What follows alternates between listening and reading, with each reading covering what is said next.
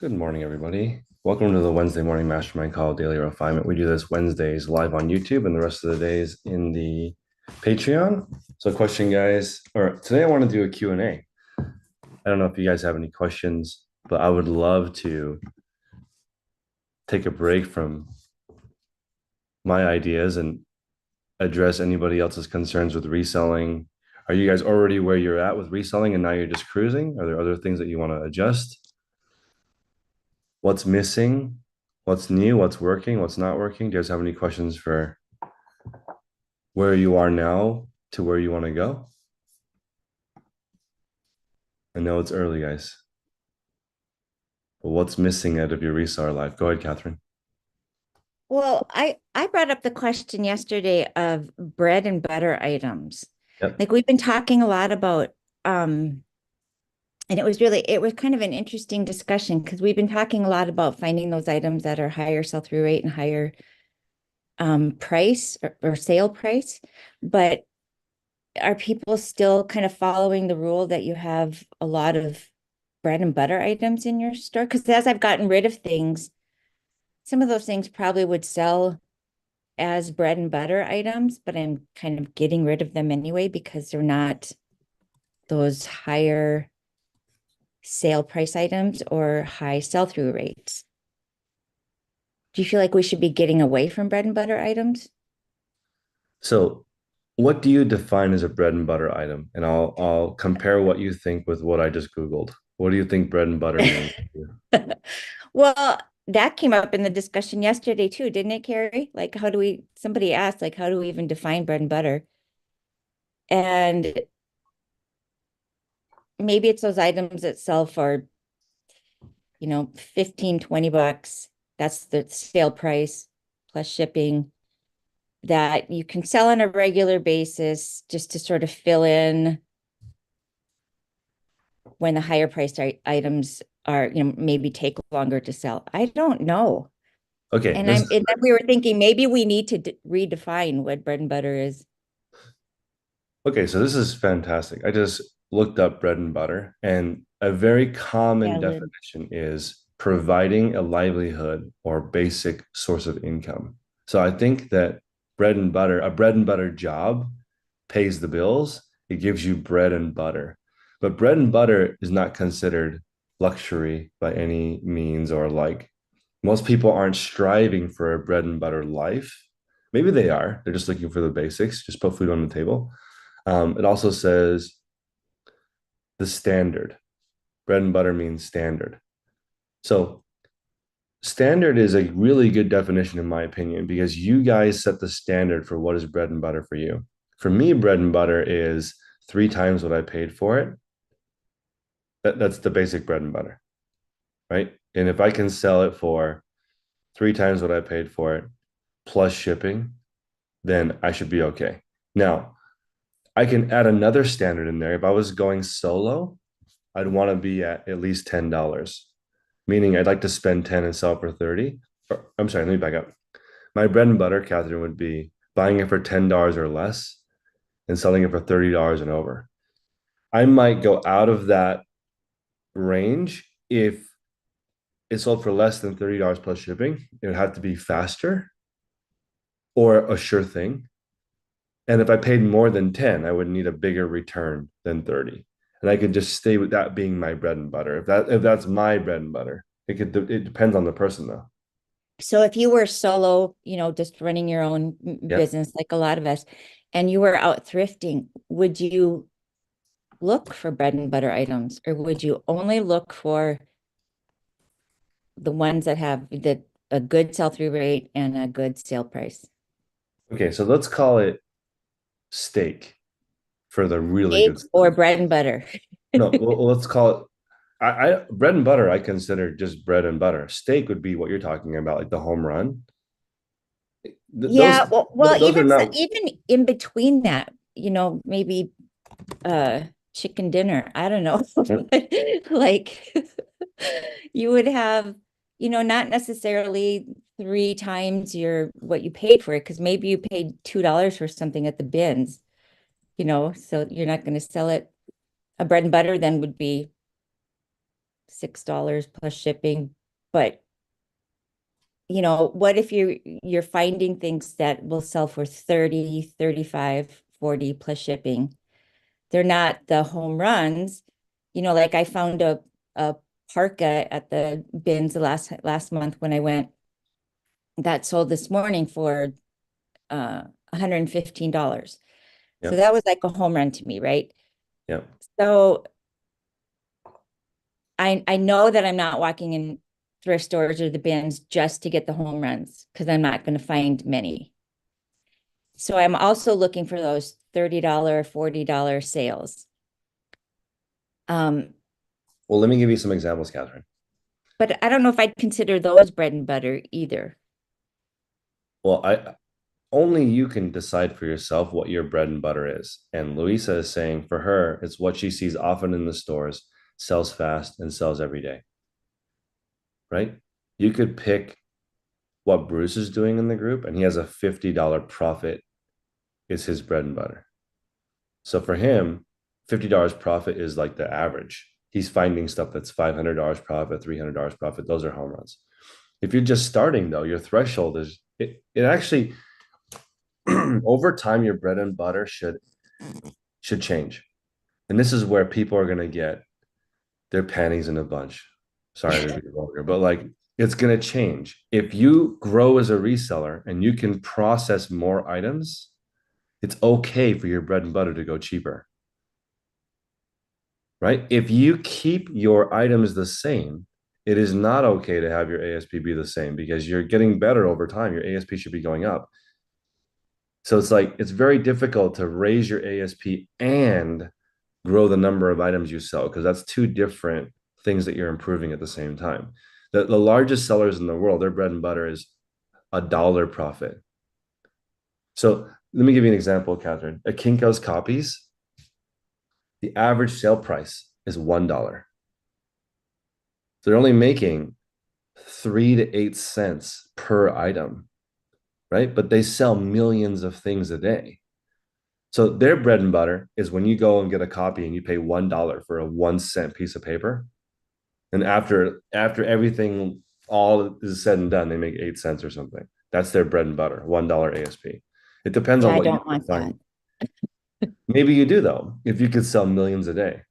Well, yeah, but I'm not selling millions a day. So, and for the last 6 months, probably I've been focusing on getting those better items and leaving the items in the store that are only going to sell for 15 or $20 because I want that average sale price to go up and I want to get rid of the items that have been sitting there that were 10, 15, $20 so that my store only has the really really good items. Now, they're not all home runs, but I'm hoping that my store will be filled with items that are mostly 30, 35, $40 sale price. Okay. So this is a And really, really good other conversation. people too have been like Matt, clearing out his inventory, and other people have been doing that as well. And we've been talking a lot about focusing on those better sale price items and leaving some Yeah. things in the store. Yeah. So when you so this is really important, Catherine. You need to write this down. All right, Um, I'm ready. you have to trade up. You only have so much time. Okay. So your bread and butter when you start is $1 profit. You have no idea. You have no idea what you're doing. You just go find something. Hopefully you get something for free and you sell it. You get something for free and sell it, you made a profit. That's where everybody starts. After that, your bread and butter starts to change to based on what you can find. Women's clothing is not my favorite category. It's just what I can find. My bread and butter has become what I can find in my area that sells regularly. A lot of people have said in the chat, it's what I can find in my area that sells regularly. With that, you can build almost any size business based on the amount of inventory that you get. So, I, for you, Catherine, you shouldn't think about what other people's bread and butters are because it should just be based on what you can find in your area. What is your bread and butter? Right. But what I'm saying is, should I even pick up bread and butter? Like if like I can find a lot of Ralph Lauren stuff in my area, I like a see. button-down shirt or whatever. It's maybe going to sell for $15, but it'll Hmm. sell pretty quickly. Do Should you I? want to do you want a store full of bread and butter items or steak or both?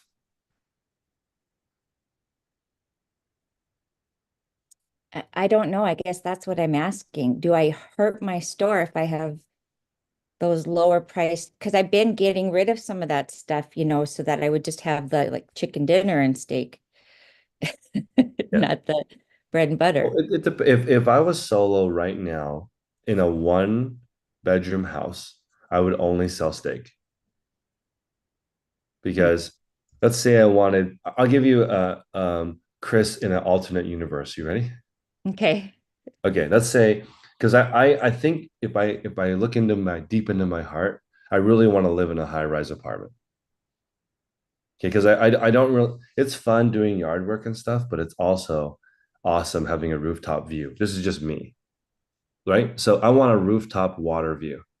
If I wanted a rooftop water view and I lived in a 500 square foot high res apartment, I would sell $5,000 things because there's only so much time and I only have a tiny bit of room to do it.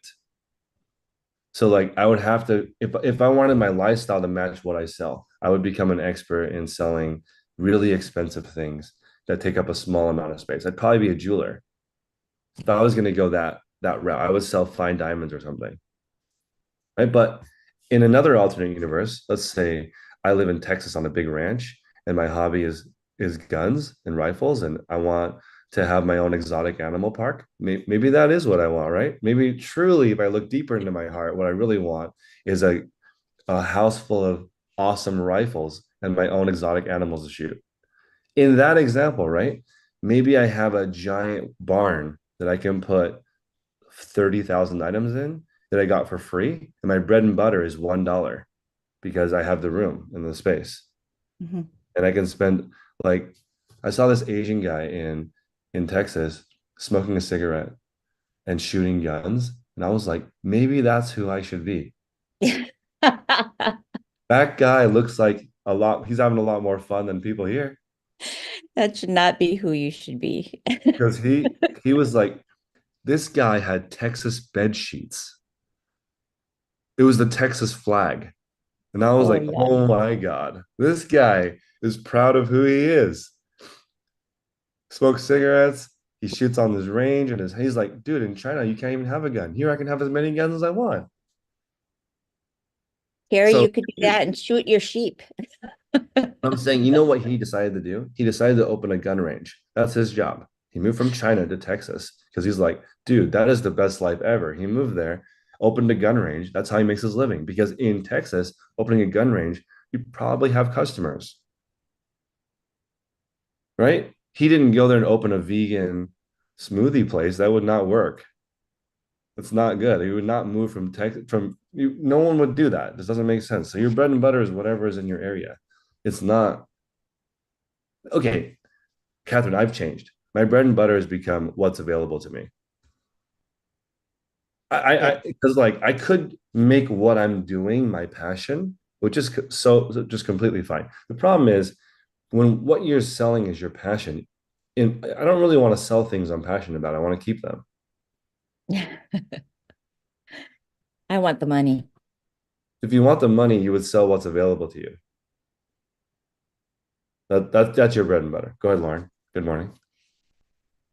Hey, good morning. I've been thinking about this topic as we've been talking, and I feel like there are a couple different approaches. So for Catherine, if she is shopping mainly at the bins, would would the or well, not necessarily for her at the bins, but just in general. So you have your budget of $500 that you can spend on inventory to stay profitable, and you're looking to list 70 items a week or whatever your goal is. Would you see if you can only find the steak dinners for a week? And if you know you can find your bread and butter items, if you need to fill in the gaps, do that. I'm just thinking like if you go to your first thrift store and you see a bread and butter and you're spending like $5 to $7 on it, does that limit your opportunities later in the week to then you're not able to buy the like higher profit item. So I'm thinking about that. And then I'm also thinking like, does it depend on how niched you are? If you're niched into jeans, for example, then you need more bread and butter items, and like you can move that inventory. Does it depend on if you're an everything seller or very niched into 1 to 3 categories? Um, Catherine, have you ever tried doing what Lauren said and only picking up the steak? Because that is 100% a model. No, I haven't Do you because I do you love wanted to that? clear out my inventory first and then just find the chicken dinner items that I know I can find. And then, also hit some of those bangers. But as I was pulling items the other day, I was just thinking like, are these considered my bread and butter? Like, should I put them back in my store? You just start to question yourself and should I put them back in my store, but just adjust the titles and, fix the price and just they'd probably sell.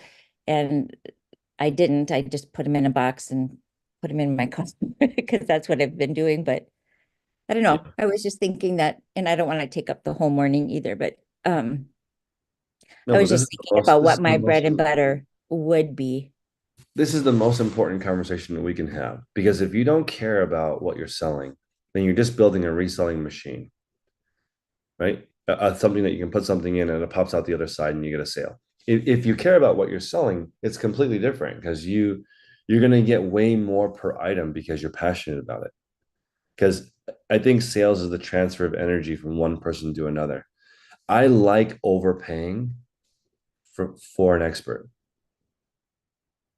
right? When you go somewhere and you're like, can if you go to a restaurant and you eat what the chef cooks for you, it's the cost the most money. And I would agree with Carrie. Like I I'm passionate about the jewelry, so I sell jewelry and clothing, men's and women's clothing, mostly men's.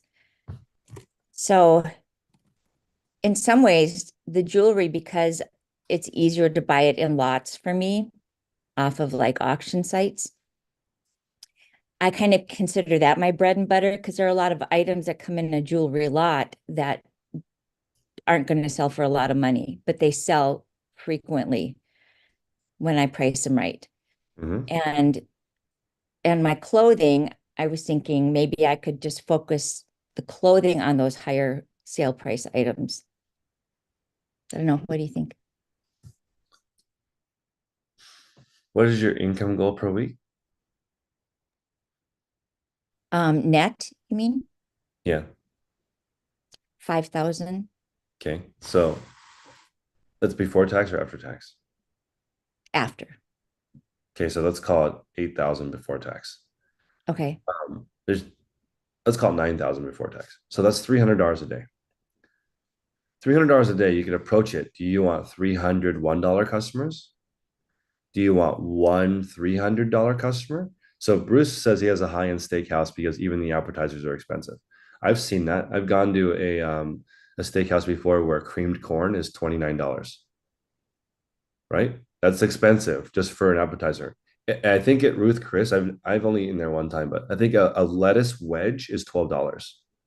Oh my gosh. Just the wedge part, right? And it's $11.50 profit, right? Because it only costs 50 cents for that lemon wedge, right? But they put some lemon on it and now it's $17 or whatever it is, right? It depends on what you're trying to build. I'm not joking. At the zoo here, they have an event for adults where it's called Glowfari, and they light up the whole thing. And it's an adult only event. You can go to the zoo with no kids. It's $28 for a beer. That's different though. If you want to charge $28 for a beer, you need a really nice environment that people go to, and that's justifies that, right? But if you have a corner bodega, they're selling PBR for $2 and tall boys, and people are that's the demographic, but they sell a lot more than $28 beers at the Oakland Zoo. So it's like a different. This is the most important conversation we could all be having right now is what kind of customers do you want? Who do you want to serve? Do you want customers with a high return rate? Do you want the most customers? Do you think eBay pushes the customers that you want more toward your store once you get that store more refined to those No, customers? kind of. eBay pushes the customer that matches your items. So if you Okay. if you have a high-end steakhouse store, you only put in great items. They're not going to send bad customers to that store because they're not going to buy anyway. They want to send the eBay's job is to match people who are looking for the item with what they're looking for. So your item actually dictates your customer. Go ahead, Carrie.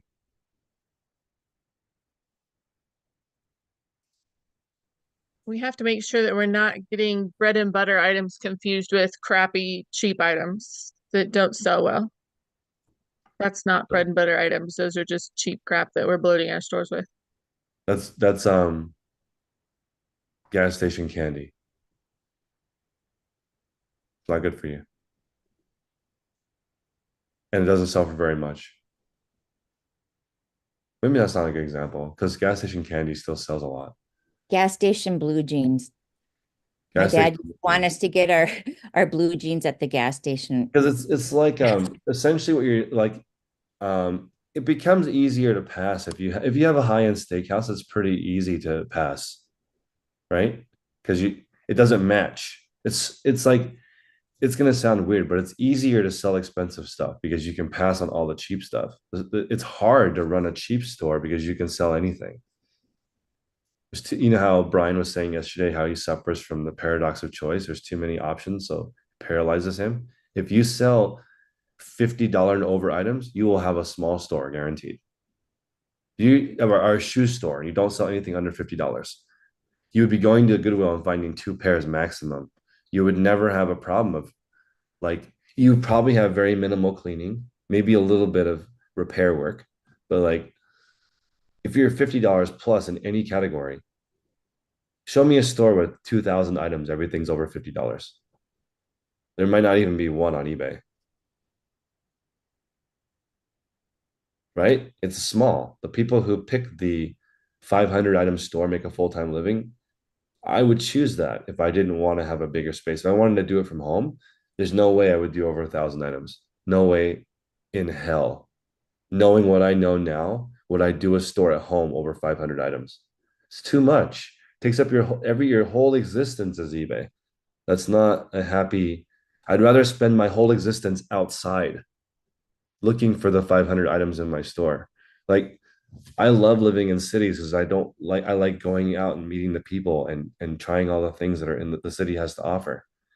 If I lived in suburbia, maybe it would be opposite though.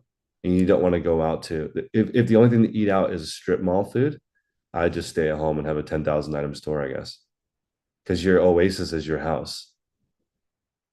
It really depends on your personal what do you want out of your life. Exactly. So Bruce says it's $28 for a beer or $10 for a soda. 100%. That's a totally different, but you have to build something that people want to go to and pay that premium. There's always a market for the premium. It's just the hardest to find. Because Catherine, what Carrie said is true. Let's call it three categories: crab, bread and butter, steak. Right? No one says I have all these great items that don't sell. It's usually their lower end items that don't sell even after the extreme sold method. Harry is saying, doesn't a small store with expensive items have a problem with consistency? I don't think so. Once you hit 500 items,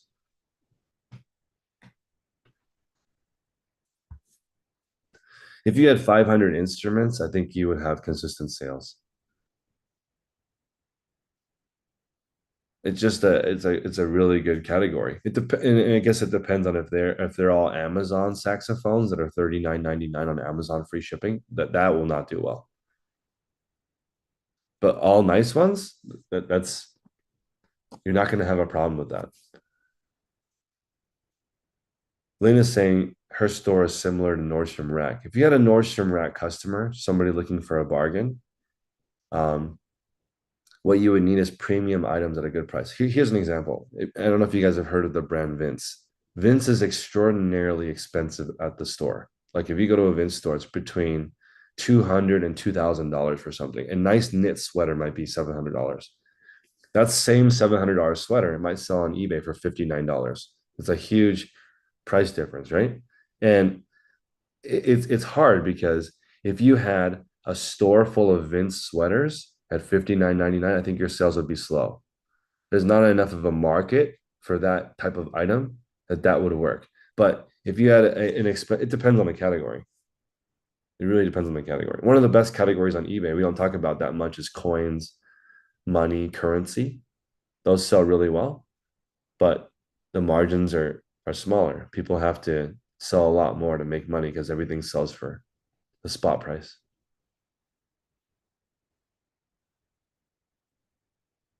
Usually, if you have a great store with small items, it's just most of your time is spent sourcing. Somebody just sent me 40,000 miles a year is what they normally drive. And they only have like a 700 item store. That's a lot. That's more than 100 miles a day to get 7 items. That's what I wonder. Like, if you guys came to visit me, we went on a thrift run, right? If you guys came, I'd want to make it worth your time. We would try to go to like at least 20 stores. And how are we not going to find something in 20 stores? Catherine, if you came here, your bread and butter might be $50. Like, wow, there's just so much stuff here. $50 is the minimum. And then you would look at how much it costs to live here and be like, oh, wow, I need to sell a lot of $50 items. And then most of your life would be sourcing. Vince sweater sell-through rate in 90 days is 25%, 360-day full sell-through rate. So, Catherine, here's the thing. I'll show you guys. I have a deal right now for Vince. It's 60% dresses, blouses, long sleeve shirts, button-ups, shorts, skirts. It's 20%, it's 40% leathers, jackets, coats, sweaters, shoes, boots. It's like the most premium stuff, and I have to pass because I don't want to wait a year for it to sell, even though it's cheap. So here's another paradox, Catherine. You ready? Really, really good stuff. It's still not my bread and butter because it sells too slow. And I think that's what Harry was afraid of. But I know if you had a store full of Vince, it would sell so slowly. Yeah, that's a big factor. Yeah, it's a big factor. So the average MSRP on this deal is, let me look, $385. Okay, is the average MSRP, and the average cost is, let me look, $16.25. Pretty good. That's like what is that? That's a lot. 1625 divided by 385. So the average is 95% off, right? It's still scary though, because of Vince blouse. Because what they say? They said there's dresses, there's blouses, long sleeve, okay, so there's blouses and there's tops and there's button-ups and there's shorts. Those are going to be really hard to sell. Paying $16.25 is a lot. So this is the part though, because obviously the boots, jackets, sweaters, those will sell for a lot. But will it make up for the tops, which is 60% of the lot? 60% of the lot is cheap selling stuff that I think that you might get $30 for, and the rest of it you can get more. But it's a challenging deal because of it costs so much, and I think it would sit. It's also 5,000 units. It's a lot of money to put into something like that. But Catherine, I'll give you another example of something that was easier for me to buy. I just bought a lot of Janie and Jack. It's a high-end kids brand, right? And because of the because of the mix that it came in, because Janie and Jack has girls, boys, baby, it has the whole range, right? Because of the mix that it came in, I said okay. But if it was a different mix at a slower sell-through rate, I would have passed, even in the same brand, even at the same price. So for example, if I could pay $16.25 for just the Vince leathers, jackets, coats, sweaters, shoes, boots, let's do it. Right? But if I also have to take the blouses and dresses and short sleeve and skirts and button ups that are much harder to sell, then it's hard. Yeah, and Nadine is saying as 70% off sales, it's still on the shelf. It's true.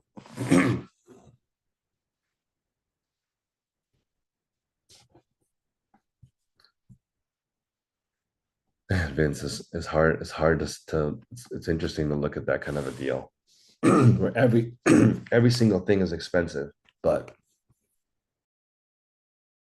it's grouped in with the slow selling stuff.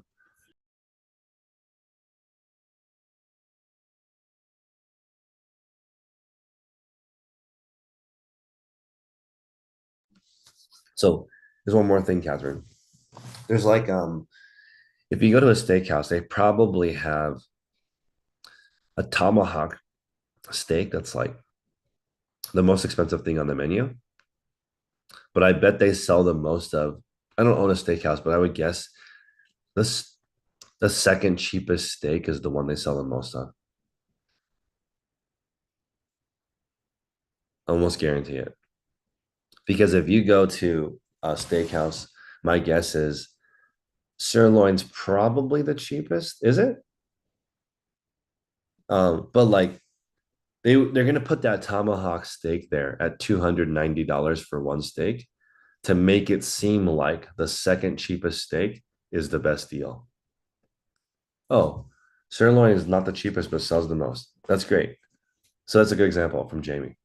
So I think it's on purpose if you go to the grocery store for them to put the expensive cut right next to the sirloin. If that makes sense. Because then people are like, oh, it's this much per pound, but it's not as much as that one. So it's okay. Let's get that.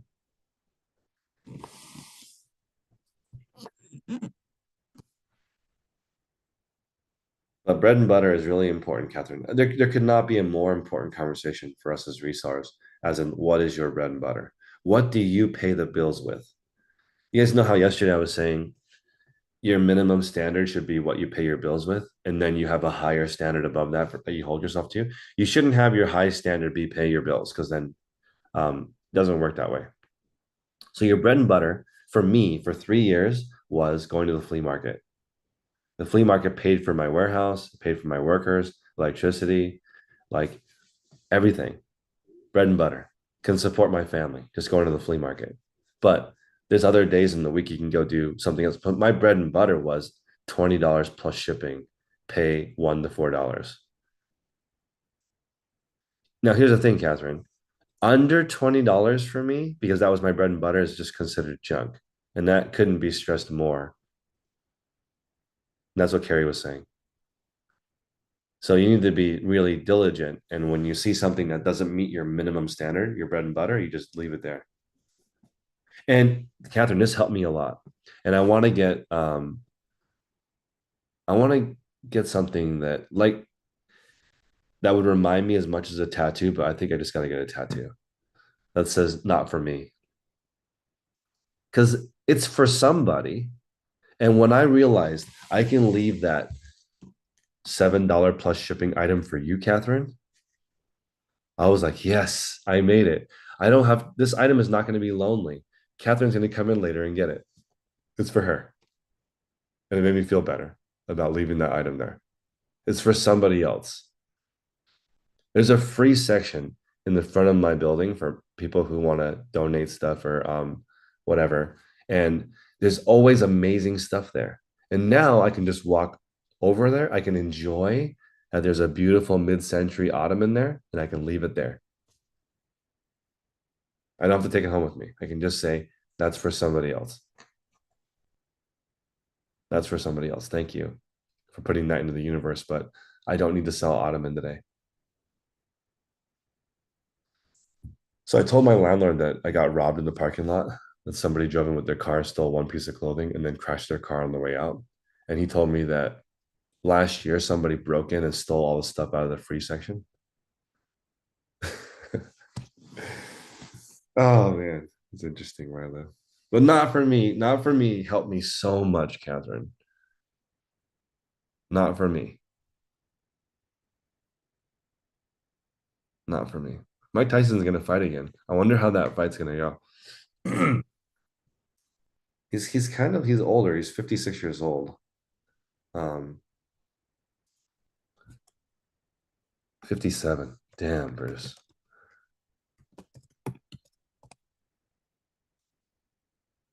So have you guys heard of this? Let me see.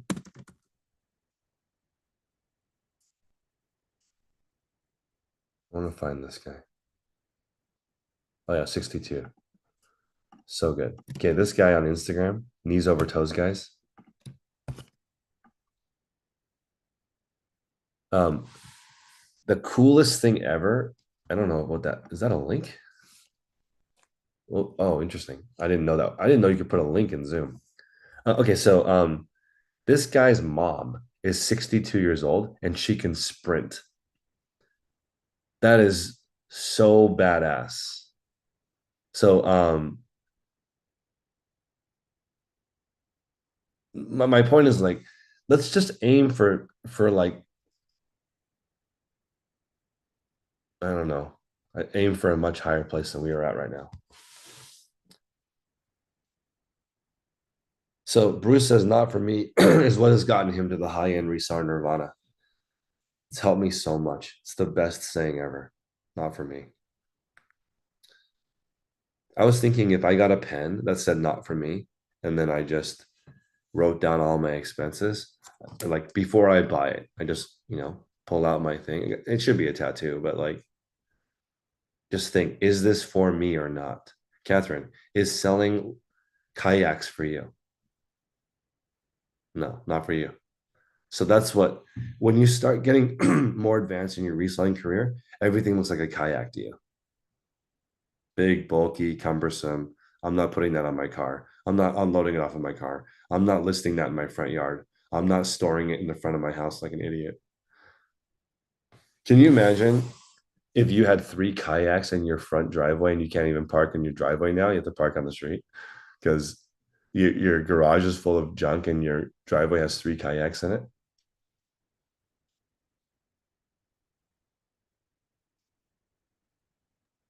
Carrie, I don't think I've ever sprinted in my life, but I'd like to see Chris do it at age 60. I love it. I think It's Chris's perception of geriatric issues and age that just gets me every time. I I know. just Yeah, I apparently love that's it. me. So I'm apparently geriatric to Chris. That's what Yeah, I you heard. called I, you called I Autumn think, Chris, geriatric you're- one day, and she's like my age. Chris, you're what gonna age do get you some guys think heat now. geriatric is? You're gonna I get don't some know, but heat. Like 80 years old.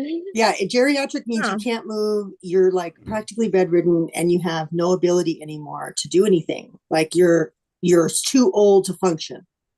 Okay, you guys ready? The definition of Don't do it. geriatric is what? Are you ready for my definition of geriatric? Oh, All of your us. definition. Okay. We got Really? it. All of us. Yeah.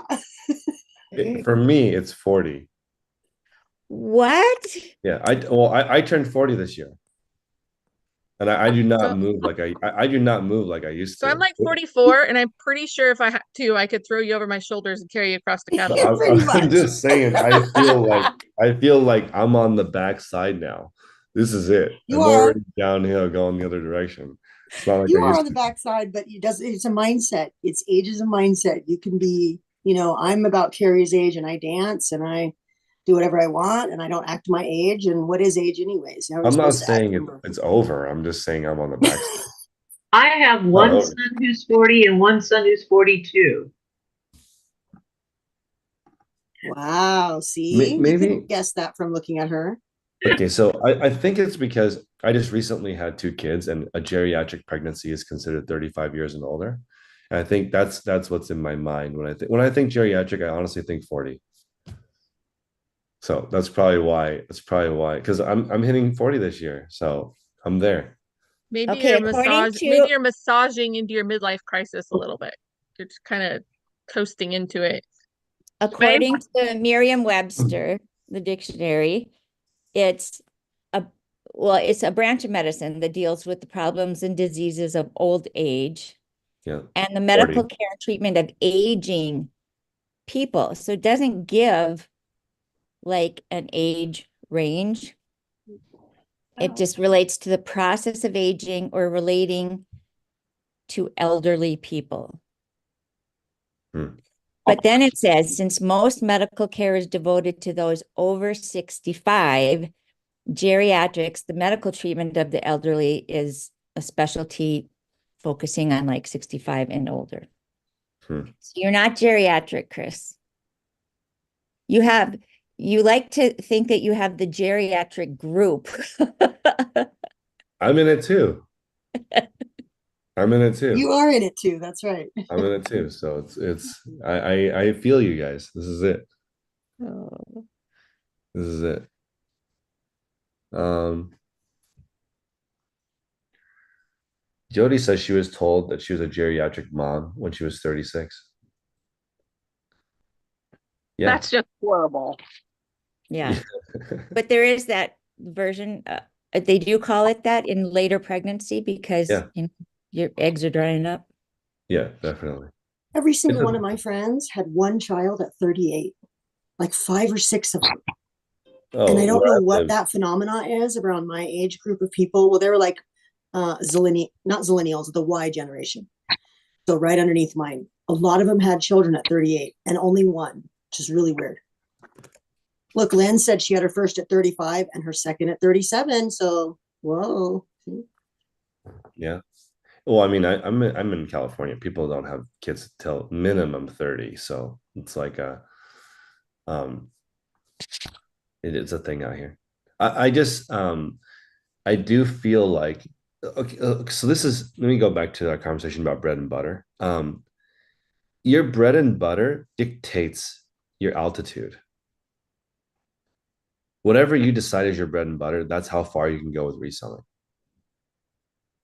If your bread and butter is $50, you're a very different reseller than a bread and butter with $10.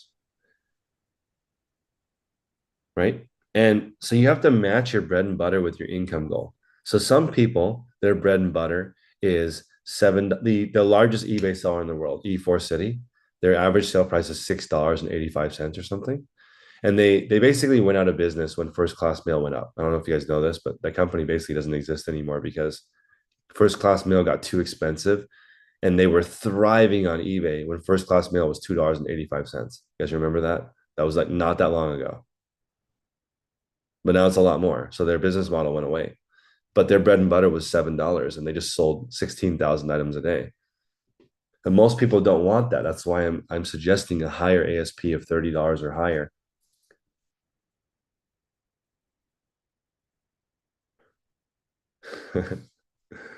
Carrie says she remembers Meal by Horse. But your bread and butter dictates where you want to go.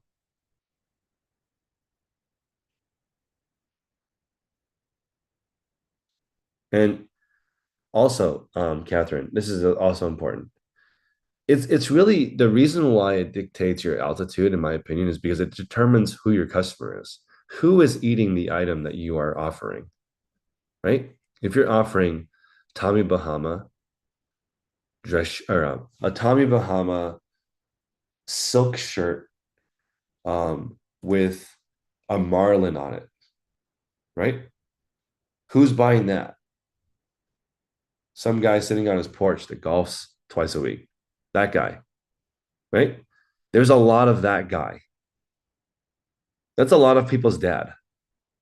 Like a lot of people have that guy. That guy is a huge market. Tommy Bahama is in. You guys, a couple of weeks ago, I did a video on YouTube where I went to a high-end mall, and it was like Gucci, Louis Vuitton, Versace. Right next to Versace, Tommy Bahama. Tommy Bahama was in the same mall because that's how many guys are that demographic. So many. So many. So many people wear that shirt. And it's not a younger guy wearing it. It's not an 18-year-old. No 18-year-olds are rocking Tommy Bahama. That is not correct. They're not wearing that. Not that silk shirt with a martini on it. You guys have seen that shirt at Goodwill before. That shirt is an older guy wearing it. If that's your customer, you're probably in pretty good shape. Because our I think our country in general is getting older. So I would rather have a 50-year-old customer than a 20-year-old customer, in my opinion. They've got more money, they know what they want, they're less likely to return it. I'd rather sell Tommy Bahama than Thrasher sweaters. That's what they here. If you go to, like, I live right by Oakland High School. Every kid, like 80% of kids wear Vans for one, or Crocs. Our future is doomed. Not even in sport mode. It's just they're wearing them like flip-flops. But I don't want that customer. Who wants only, like, there's a gas station down the street and it says only one high school student at a time because they steal so much. So it's just one person walks in and the person walks them around while they buy a Twinkie, and then the next person comes in and they do that over and over again. Please, if you see me in that gas station, that's really sad. I do not want to sell Twinkies one at a time. Please, no. I'd rather sell something more that more customers like at a higher sales price. I do not want to have an average sale price of $2. That's too hard. Way too hard. As a basic rule, why don't we just use $20 plus shipping? Catherine, since you're looking for like a basic rule, you can put food on the table at $20 plus shipping. At $30 plus shipping, you can buy a Honda Accord and not worry about it. You can go to the dealership and just pick the any car under $40,000, get a regular mortgage, and you're good to go. Jamie says selling one at a time is better than selling one for every 3 stolen. That's why you can't have all those high school students in your store at the same time. But please, like, put me in a different place. I do not want to own that store. Man, babysitting teenagers. They're either going to spend $1 or steal. I'm pass on that job. That sounds horrible. I'm not doing that. And you can't even stop them if they steal. And that's not going to be my thing. I'll choose something else. Online sales, please.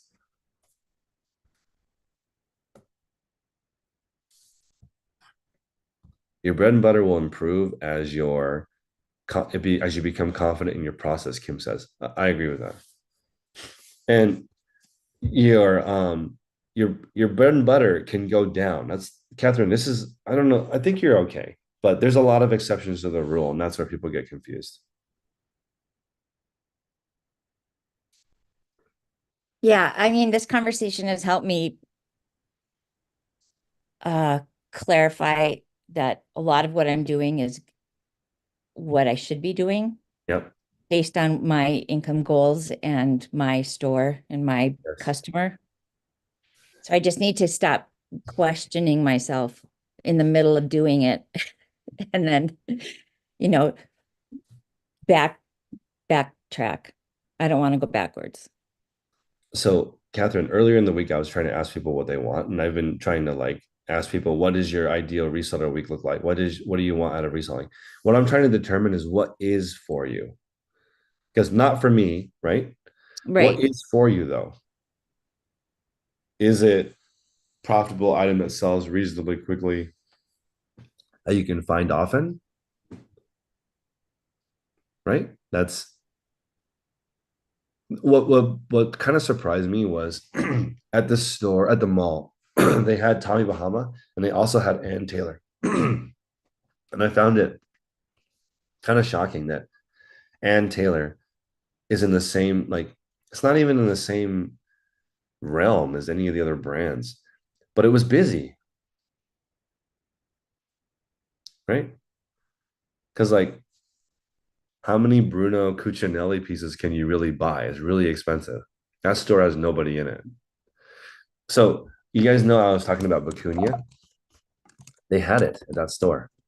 Vicuña sweater. I went into Laurel Piana at that mall, and they had a $9,000 Vicuña sweater. Amazing. But nobody in that store, Catherine. That's too high. Right? But they had a place called Tender Greens. It's like a salad shop, and they sell steak salads, which are really expensive. I mean, they sell lots of salads, but the steak salad is the most popular. And it's kind of like a Bruce store because you go in there and you have lunch and it's $39 a person. That's very expensive, but it's busy because like for that demographic, that's okay. $39 for us or whatever. $40 for lunch is fine. But $500 for lunch is really expensive, and that place is not busy. So I don't know. It depends on who you want to serve, what is for you. But I think that it helps a lot for me when I'm determining what do I want to sell, who do I want to serve, how many items do I want to sell. And right now, I feel like I'm selling enough. I don't feel like I had like for a long time. I always felt like I wasn't selling enough items, but now I'm full. I don't need to sell more items. I'm good at that. I just want to do a better job serving the customers I already have. That's why I don't know if you guys have noticed, but I'm not making YouTube videos for the algorithm. I don't care. I only want to make videos I think are useful. Like I don't trying to make a video go viral on YouTube is different because like you're trying to reach as many people as possible, which means you're trying to make it for the algorithm. And I honestly, that's not my purpose anymore. I don't care. I don't care how big this group is. I just want people to find value from what they're looking for. That's why I keep asking, but I'm not getting a lot of feedback from you guys on what you need from me. Maybe you just need a little motivation and inspiration each day, and we're already providing that. But I think I can help you. If you have a more specific goal that you're looking for, we can break down on these calls in the morning. What is it that you need? Right. So for Catherine, it's really important for you to get a sticky note and write down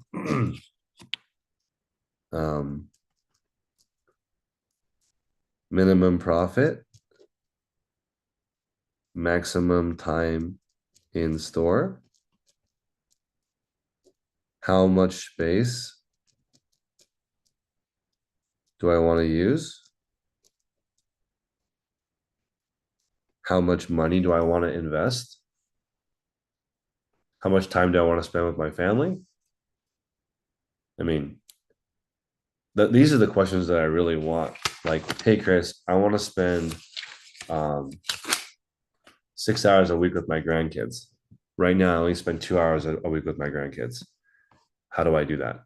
Or Chris, we just got married and we're looking to buy a second home that we rent out in a vacation spot, and we use it twice a year and for a week, and the rest of the time it's passive income. We can put that goal on paper and then make it a reality. And yes, I think horoscope is really important. I think it's illegal to hire people based on their horoscope, at least in California, but so far, earth signs have done the best for me. So I don't know what sign you guys are in the chat, but so far, earth signs have been the best resellers. Just throwing it out there.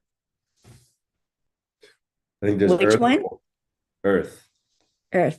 Earth sellers. I think that's Capricorn, Taurus. Let me look. Capricorn, Taurus, and Virgo.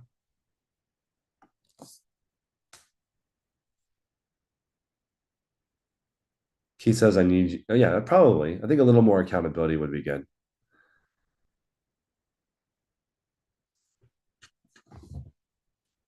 Let's see. All of my people around me are fire signs. Maybe I like war and arguing.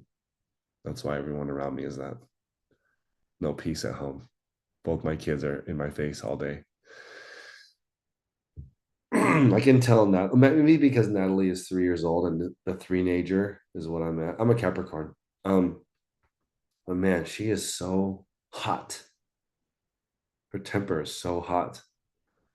So I'll have to see what she turns out like. You're gonna be a fiery little teenager. She is so she never we've been trying to do the like do you want to go to bed now or do you want to go to bed after your shower? She's like, no sleeping tonight. So just, she's very creative because she always thinks of a third option whenever we present her with two things. So it's going to be challenging. I know you're supposed to only reward behavior that is good. So sometimes when she's bad, it's hard to like just not react at all, because if you react, she'll just keep doing that. So you just gotta like roll with the punches. But I have two Aries babies. I have one more quick question, if I could, since I'm already taking up the whole morning. Sorry, Go ahead. everybody. So I'm getting to the point now where I'm almost done renumbering the bins and with my inventory numbers and going through each of the bins, getting rid of the items and so on. But I have probably 10 bins filled with shoes and another laundry basket, no, 2 laundry baskets filled with shoes. Some that my sister gave me, good quality shoes. I think if I looked up their sell-through rates and prices, most of them I would not get rid of, but I'm not really a shoe seller. So and none of those shoes that are in the bins that were listed previously are currently listed. So should I just not even look up the shoes, just get rid of all 10 bins of shoes? Or should I look up each one, sell-through rate, and sell what I can that I think will move quickly and get rid of the rest? So the way I approach it is I would look up every single one after I'm done with my regular listing goal. Right. And I would price it on the aggressive side to sell in 30 days or less. Okay. So I think 30 days is the perfect amount of quick selling it. Okay. If it's selling in 1 day to a week, I feel like you're giving away too much of the money. Unless you I'm not to the point where like I was just talking to another reseller that he declines any offer in the first 30 days. I'm not that stingy though that I want to marinate the item. Because what he'll do is when 30-day hits, he'll offer to watch everybody after 30 days. And he's like, the person that made an offer the first time, they can get it at that time if it doesn't sell for a higher price. But the thing is, I think that customer's gone. I'm not waiting 30 days. Yeah. People literally they get a text message when they make an offer, and then like they never respond back again. Your counter offer, they may never see it. All right. Thank you. Good advice. You're welcome.